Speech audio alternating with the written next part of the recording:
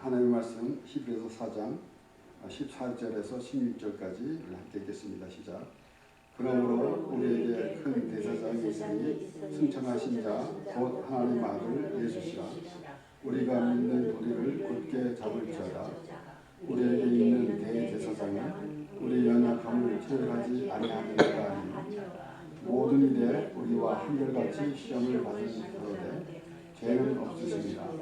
그러므로 우리가 긍휼하심을 받고 때를 따라 돕는 은혜를 얻기 위하여 은혜의 보좌 앞에 담대히 나아갈 것입니다.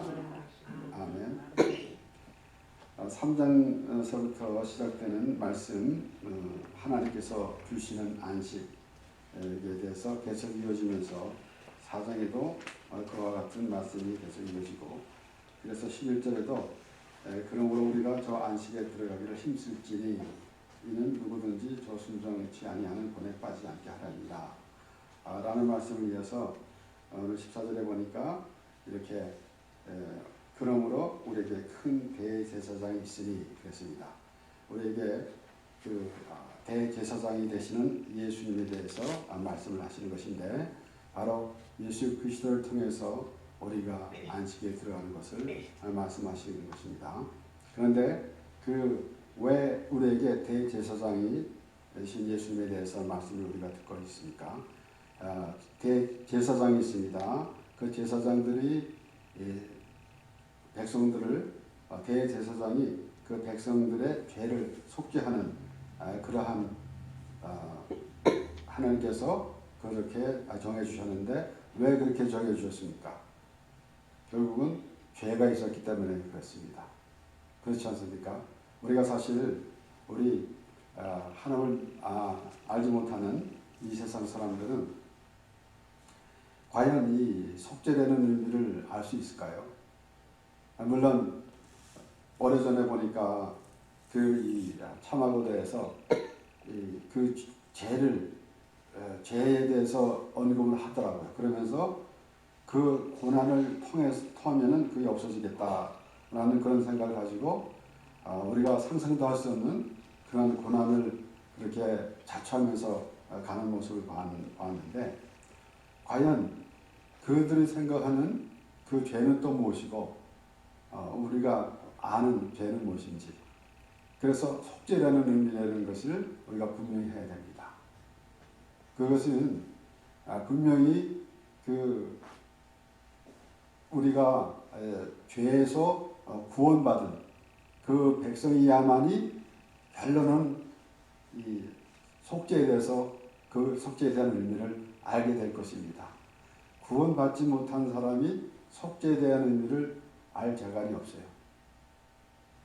그러니까 어찌 보면은 우리가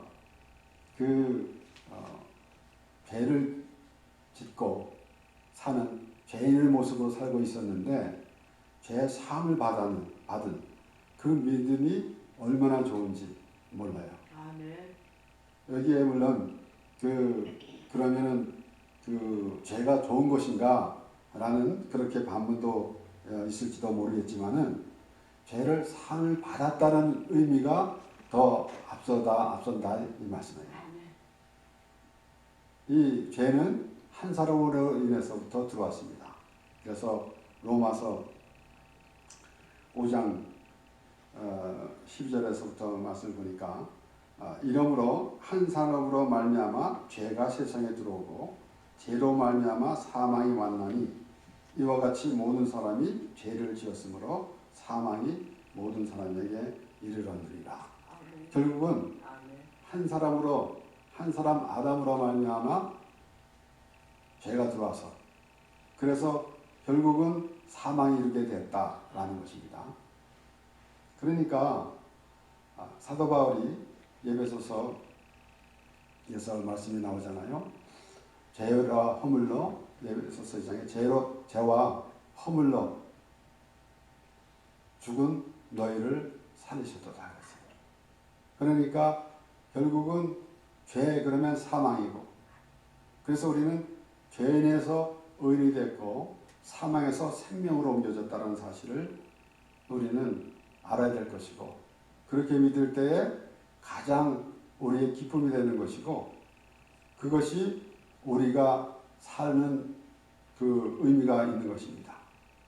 이 세상에 막연하게 왔다가 막연하게 그냥 살다가 가는 그런 인생이 아니라 하나님이 우리를 지으셨고 하나님의 자녀로 삼아주셨고 하나님이 우리와 함께 하시는 그런 의미를 알면서 우리의 인생을 살아가는 것입니다. 그러므로 여기에 로마서 5장 이어지는 말씀에서 보면은 죄가 율법이 있기 전에도 세상에 있었으니 율법이 없을 때는 죄를 죄로 여기지 아니하느니라 그랬어요. 그래서 우리가 그 흔히들 이렇게 말하는 것을 볼 때가 있는데 구약은 율법 시대 그리고 이제 신약에서는 은혜 시대. 그래서 율법 시대가 끝나고 은혜 시대다라고 그렇게 말하기도 하는데 그 율법이 없으면은 은혜라는 게 없어요. 율법이 있으니까 은혜라는 것이에요.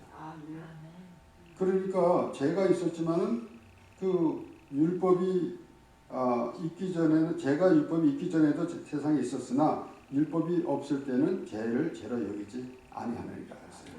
그러니까 율법을 통해서 죄인임을 알았기 때문에 그래서 우리가 예수 그리스도의 은혜를 우리가 말하는 것이에요. 그러니까 우리 세례 요한이 그 내 뒤에 오시는 나보다 이제 자기가 하는 말은 내 뒤에 오시는 얘기는 자기가 심들매도 풀기도 감당치 못하겠다 그랬어요. 그러면은 그 율법이 구원을 이루는 것이 아니라 예수 그리스도가 우리의 구원을 이루어 주신다라는 말씀을 하는 거예요. 그러므로 그 율법이 없으면은 죄를 여기지 않았기 때문에 아무 의미도 없이 살아가는 거 아니겠습니까? 그런데 율법 통해서 제대로 깨달았기 때문에 결국은 예수 그리스도의 은혜를 우리가 알게 되는 것입니다. 예수님도 내가 율법을 폐하러 온 것이 아니라 완성시키러 왔다고 그렇게 말씀하셨어요. 그것은 율법을 보완하는 것이 아니라 율법으로 보니까 사망이 이르렀다는 것이에요. 그러니까 죄를 지었으므로 사망이 모든 사람에게 이르렀느니라 했잖아요. 그런데 우리가 죽어야 될 것을 예수님이 대신해서 죽으셨기 때문에 그래서 예수 그리스도의 은혜를 우리가 알게 되는 것입니다. 이어서 그러나 아담으로부터 모세까지 아담의 범죄와 같은 죄를 짓지 아니한 자들 위에도 사망이 왕노릇하였나니 아담은 오실자의 표상이라. 아담은 오실자의 표상이라는 말씀을 여러 번 우리가 들었는데 우리가 말씀을 생각해 보았는데 아담 하면은 죄가 생각나는 것이고 죄를 떠올리면은 예수 그리스도가 생각나야 되는 것입니다. 그러니까 아담은 오실자의 표상이라고 하잖아요. 그러면 아담을 보니까 예수 그리스도가 보여진다라는 것입니다. 그러니까 아담으로부터 모세까지 아담의 범죄와 같은 죄를 짓지 아니한 자들 위에도 사망의 왕노릇하였다 그랬어요. 그러면은 아담의 그 후손으로서 그렇게 우리가 아담과 같은 죄를 짓지 않았어도 우리는 아담의 후손으로서 죄인으로 태어났다라는 것이에요.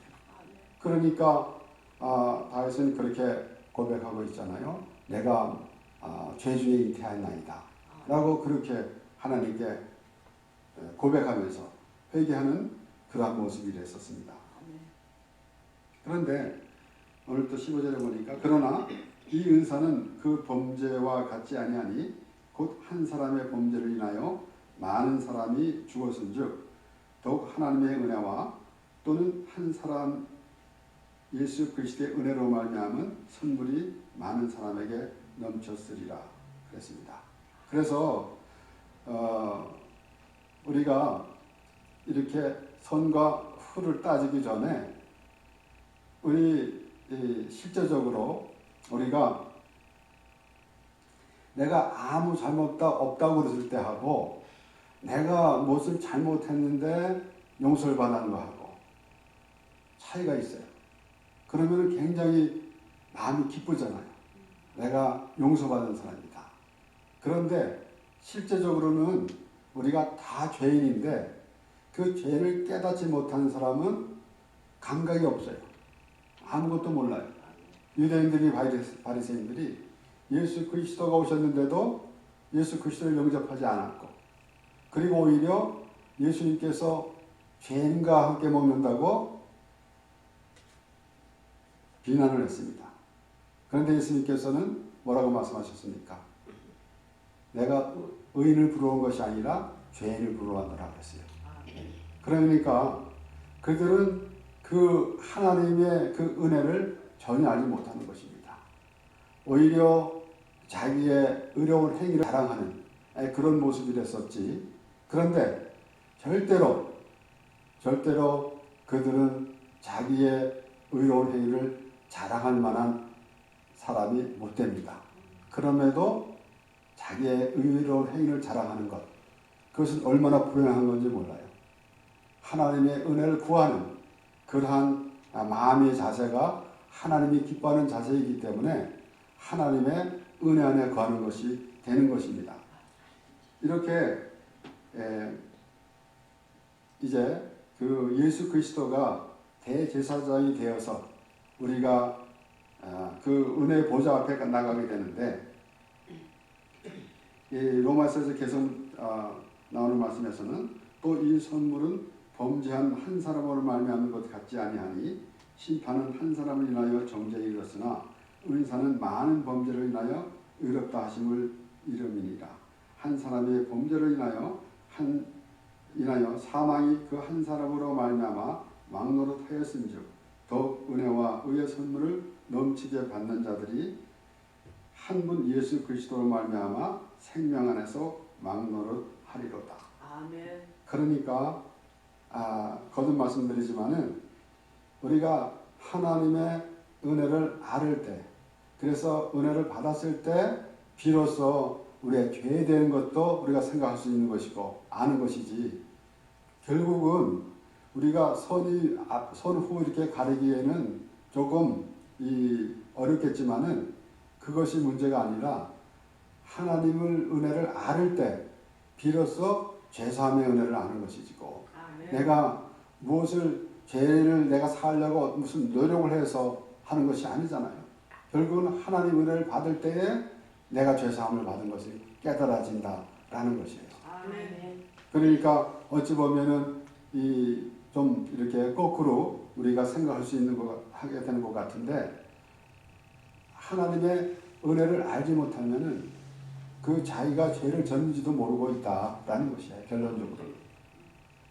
그래서 세리가 하나님의 불쌍히 없어서 나는 죄인으로서이다라고 할 때에 그것은 바로 그 은혜를 받은 하나님께서 죄사함을 받은 그런 믿음의 사람이기 때문에 그런 고백을 하는 것이다 라는 것이에요.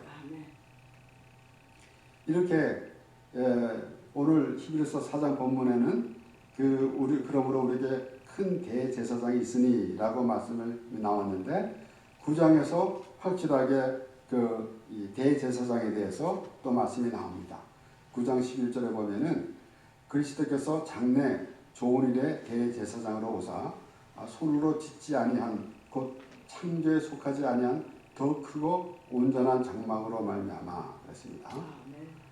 그래서 그 1년마다 대제사장이 백성들의 그 죄를 속죄하려고 이제 속죄소에 들어가게 되는데 그런데 그것은 하나님께서 모세에게 지시해서 만들어 놓은 성막 안에 있는데 이 히브리서 9장 11절의 말씀을 보니까 손으로 짓지 아니한 곧 창조에 속하지 아니한 더 크고 온전한 장막으로 말미암아 그랬습니다. 바로 예수 그리스도는 하나님이십니다. 그러니까 우리는 그 대제사장이 해마다 1년마다 속죄를 해야 되겠는데 염소와 송아지 피로 아니하고 이 12절에 보면은 그렇게 대제사장이 그렇게 했었는데 이 12절에 보면은 염소와 송아지의 피로 아니하고 오직 자기 피로 영원한 속죄를 이루사 단번에 성소에 들어가셨느니라. 아멘. 그러니까 대제사장은 짐승의 피로 가서 속죄를 했는데 예수님께서는 염소와 송아지의 피로 아니하고 오직 자기 피로 영원한 속죄를 이루사 단번에 성소에 들어가셨느니라 라고 그렇게 설명합니다.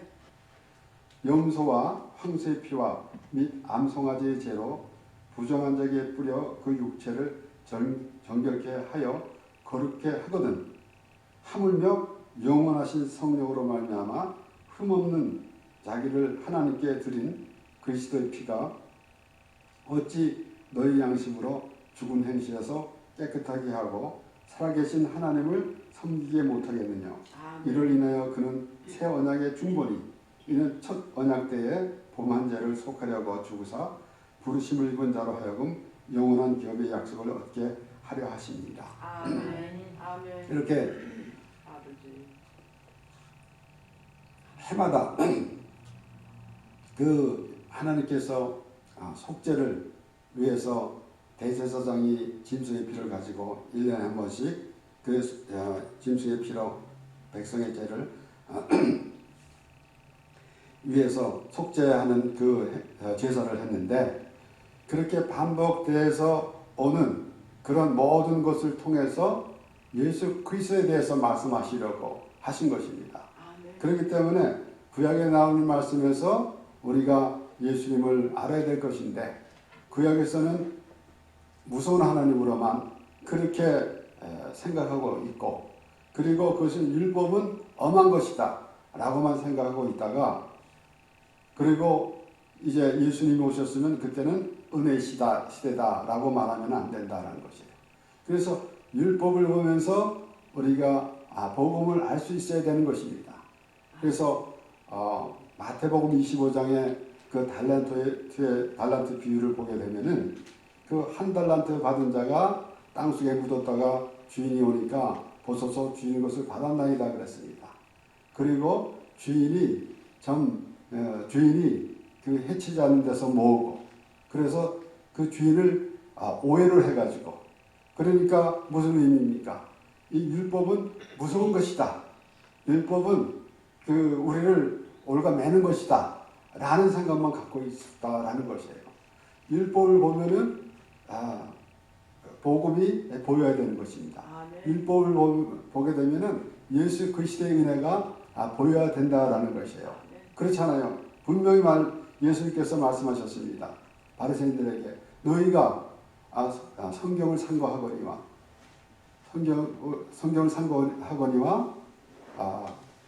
성경은 나를 위한 기록이다. 그렇게 나를 위한 기록한 말씀이라고 그렇게 하였고 너희가 모세를 믿었다면 나를 믿었으리라. 그렇게 예수님께서 말씀하셨어요. 그러니까 그 모든 것이 예수 그리스도를 미리 말씀해 주신 것인데 그걸 알지 못했다라는 것입니다. 그들은 그 엄격한 것을 그 율법은 엄격한데 그 엄격한 그 율법에 사로잡혀 있기만 한 것이지 그 율법을 통해서 하나님께서 은혜를 주시는 그 하나님은 알지 못했다라는 것이에요. 그러니까 한 달란트 받은 사람이 그와 같은 사람입니다. 그러니까 오히려 율법을 오해를 했던 것이에요. 그러니까 주인을 오해했기 때문에 결국은 자기가 그 하나님의 은혜를 땅속에다 묻어두고 그리고는 자기가 잘했다고 나는 아무것도 잘못한 거 없다고 그렇게 주인이 오니까 한 달란트를 내어 버는 것이에요.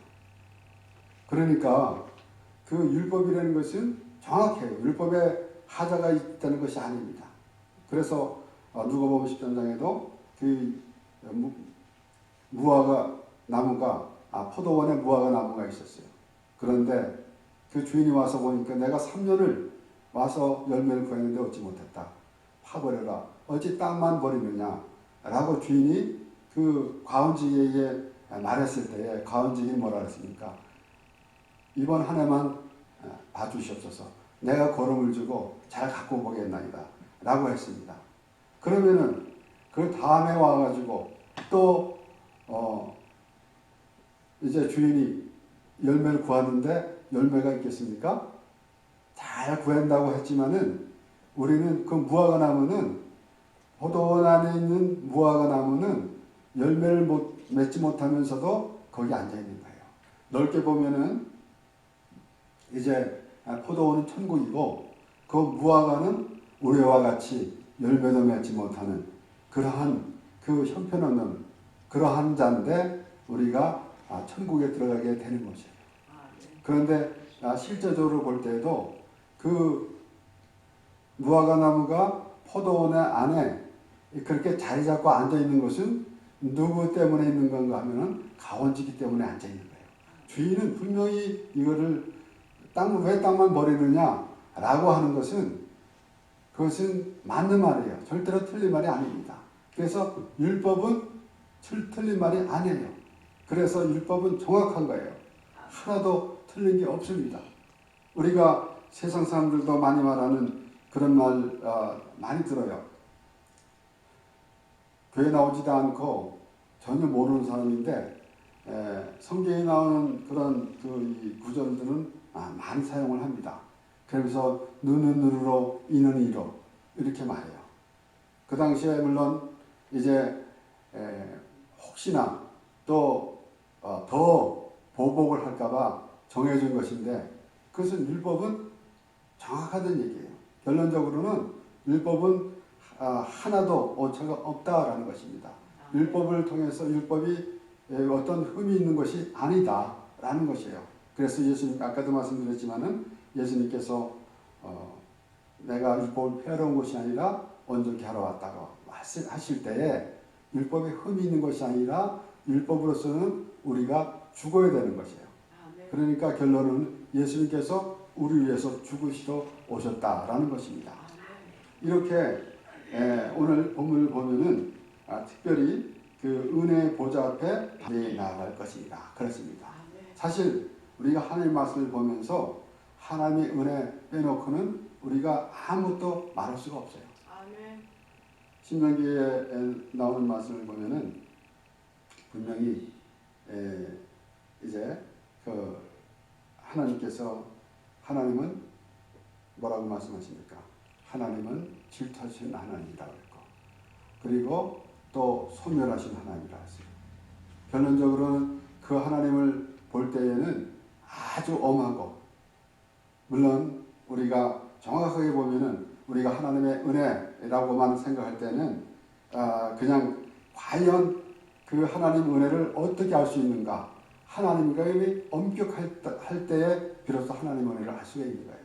우리가 그냥 하나님 우리를 사랑하신 하나님이냐? 라고만 생각하면은 그렇게 그 하나님의 은혜를 깨닫지 못합니다. 결국은 엄격할 때 한 번 죽는 것은 정해진 것이고 그 후에는 심판이 있다고 했습니다.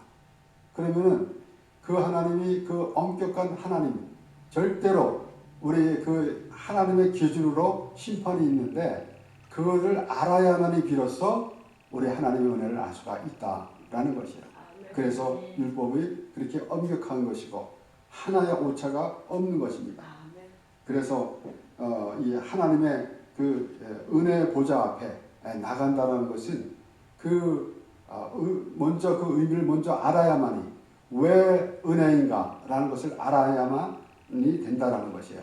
그냥 하나님께서 그냥 우리를 웃는 모습으로 사랑해 주시는 것이 하나님의 은혜가 아니라 그 하나님의 엄격한 심판 안에서 우리가 그 심판으로는 결국은 멸망의 길로 가야 되는데 하나님이 우리를 위해서 대신 죽으심으로 우리가 하나님의 우리가 죄사함을 받고 의로운 자가 되어서 하나님과 함께 살 수 있다라는 것이에요.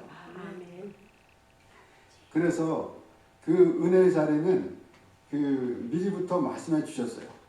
그래서 우리는 때로는 하나님께서 이스라엘 백성들을 애굽에서 이끌어서 가나안 땅에까지 걸어가시는데 결국은 우리 이 세상에서 끄집어내어서 그리고 하나님의 나라로 인도해 주시는 상징적으로 우리가 생각할 수 있고 또 우리는 그 이 가나안 이스라엘 백성들을 가나안 땅으로 인도해 주시는 그 하나님을 보면서 우리를 예수 그리스도의 은혜 안에 하나님께서 인도해 주시는 그 모습을 그런 의미도 우리가 생각할 수 있습니다.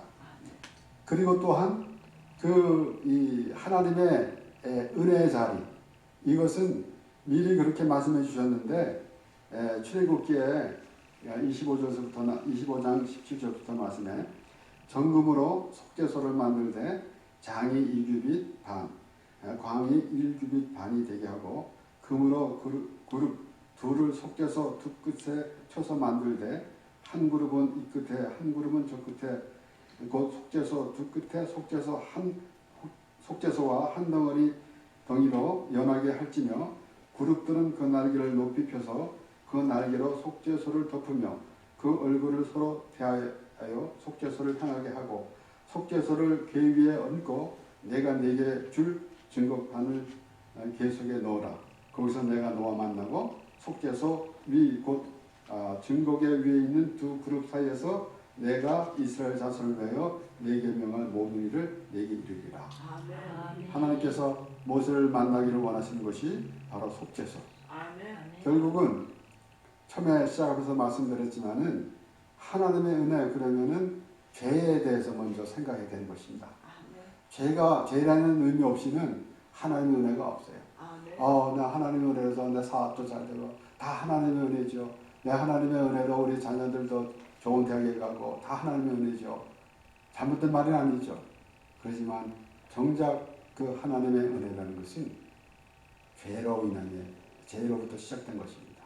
죄인이기 때문에 하나님의 은혜가 있는 것이지. 죄가 우리가 없으면 하나님의 은혜가 아무 상관이 없어요. 그래서 그것이 만날 것이 모세 보고 내가 너와 거기서 만나리라 하는 것이 오늘날 우리는 하나님께서 내가 너를 예수 그리스도의 은혜 안에서 만나리라 라는 것입니다. 아멘. 우리가 아무 의미 없이 예수 그리스도 아니고 그냥 하나님을 부르는 사람은 있을 수 없어요.